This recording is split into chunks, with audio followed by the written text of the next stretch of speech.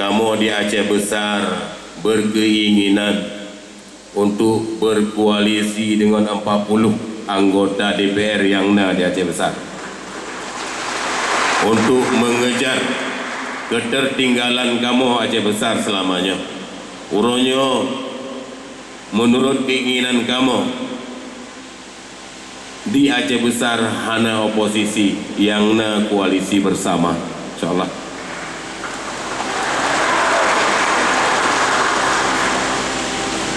Kemudian yang Allah hormati lalu muliakan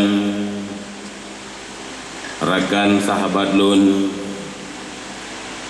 PJ Bupati Aceh Besar dan uronyo ke mantan PJ Bupati Aceh Besar. Goknyan selamanya long kalon hubungan baik ngon kamu cukup good,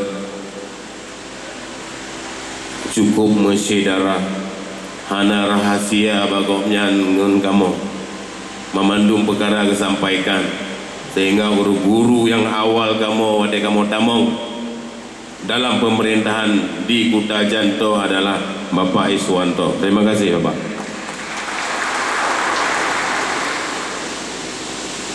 Kemudian juga yang lo hormati Bapak Sekda, Bapak Bahrum Jamil, Sekda Aceh Besar,